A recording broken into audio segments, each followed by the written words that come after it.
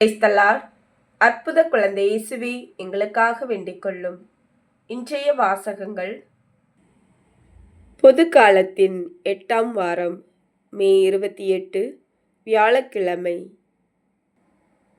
முதல் வாசகம் திருத்துதர் பவுல் புனித பேதுரு எழுதிய முதல் திருமுகத்திலிருந்து வாசகம். அதிகாரம் 2, இறை வார்த்தைகள் 2 முதல் 5, மேலும் 9 முதல் 12 முடிய. அன்பிற்குரியவர்களே, புதிதாய் பிறந்த குழந்தைகள் போல வஞ்சகமற்ற வார்த்தையாகிய பாலை அருந்த ஆர்வமுள்ளவர்களாய் இருங்கள்.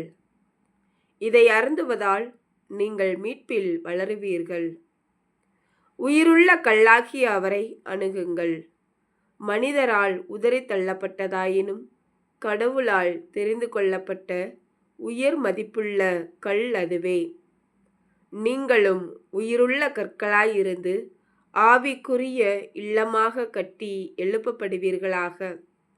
இயேசு கிறிஸ்துவின் வழியாய் கடவுளுக்கு உகந்த ஆவிக்குரிய பலிகளை படைக்கும் தூய குருக்களின் கூட்டமாகவும் இருப்பீர்களாக.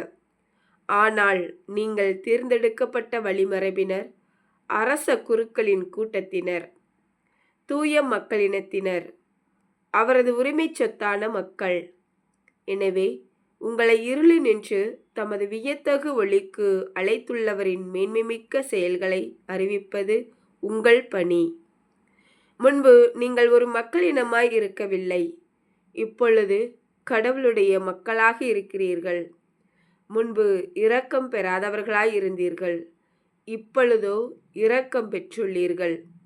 அன்பிற்குரியவர்களே, நீங்கள் அந்நியரும் தற்கால குடிகளுமாய் இருப்பதால் ஆன்மாவை எதிர்த்து போர் புரியும் ஊனியல்பின் இச்சைகளை விட்டுவிடும்படி உங்களை வேண்டிக் கொள்கிறேன். பிற இனத்தினர் நடுவில் நன்னடத்தை உடையவராயிருங்கள். அவர்கள் உங்களை தீயவர்கள் என்று பழித்துரைப்பினும் உங்கள் நற்செயல்களைக் கண்டு கடவுள் சந்திக்க வரும் நாளில் அவரை போற்றி புகழ்வார்கள். இது ஆண்டவர் வழங்கும் அருள்வாக்கு. இறைவா, உமக்கு நன்றி. பதிலுரை பாடல். திருப்பாடல் 100. பல்லவி. மகிழ்ச்சி நிறை பாடலுடன் ஆண்டவர் திருமுன் வாருங்கள். அல்லேலுயா வாழ்த்தொலி. ஆண்டவர் கூறுகிறார், உலகின் ஒளி நானே, என்னை பின்தொடர்பவர் இருளில் நடக்க மாட்டார். நற்செய்தி வாசகம். புனித மார்க் எழுதிய நற்செய்தியிலிருந்து வாசகம். அதிகாரம் 10, இறை வார்த்தைகள் 46 முதல் 52 முடிய. அக்காலத்தில் இயேசுவும் அவருடைய சீடரும் எரிகோவுக்கு வந்தனர்.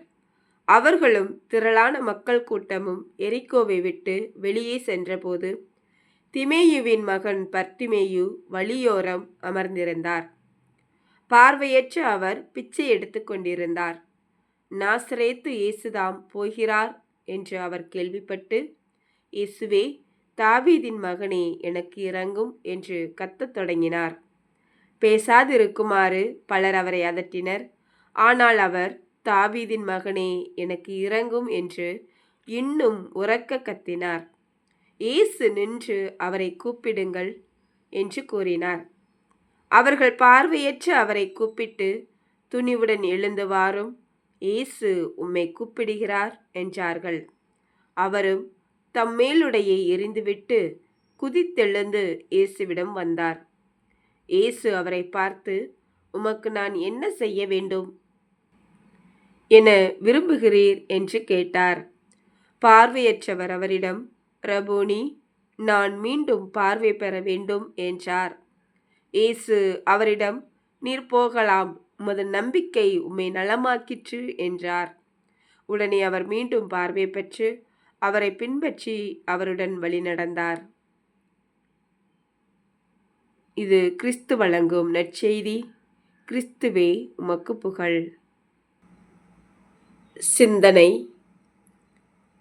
இன்றைய நற்செய்தியில் நம் ஆண்டவராகிய இயேசு கிறிஸ்துவின் இரக்கத்தையும் பர்த்திமேயுவின் நம்பிக்கையையும் பார்க்க முடிகிறது. தனது வாழ்வில் பிச்சை எடுத்து தனது பிழைப்பை நடத்தி கொண்டிருந்த பர்த்திமேயு மற்ற மனிதர்களைப் போல வாழ அவரது மனம் விரும்புகின்றது.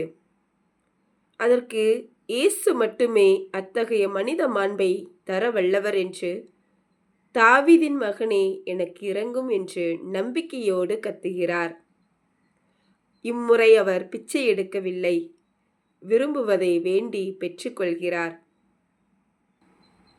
இவ்வுலகில் வாழும் நாம் அன்றாடம் பல மனிதர்களை கடந்து செல்கின்றோம். இயேசு நம்மோடு ஒரு முறையாவது கடந்து போகின்றார் என்று என்றாவது நாம் உணர்ந்திருக்கின்றோமா?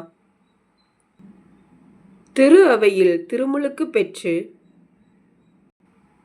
இயேசு கிறிஸ்துவை நம் உள்ளங்களில் பெற்றுக்கொண்ட நம் ஒவ்வொருவரின் வாழ்விலும் தினமும் இயேசு கிறிஸ்து கடந்து போகின்றார், நம்மோடு பேசுகின்றார். நம் காதுகளில் கேட்கின்றதா? நாம் தவறு செய்கின்ற நேரங்களில் அவருடைய வார்த்தைகளை கேட்டும் கேட்காதது போன்று நகர்ந்து சென்றிருப்போம். ஆனால் ஆண்டவராகிய இயேசு கிறிஸ்து நம்மை மீண்டும் தேடி வருவார். அவர் நம்மோடு பேசுவார்.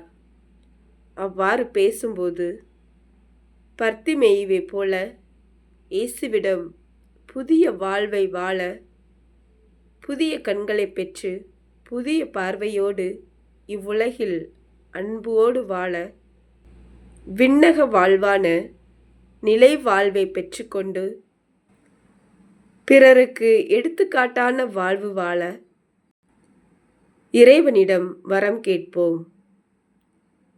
சிந்திப்போம். ஆமேன்.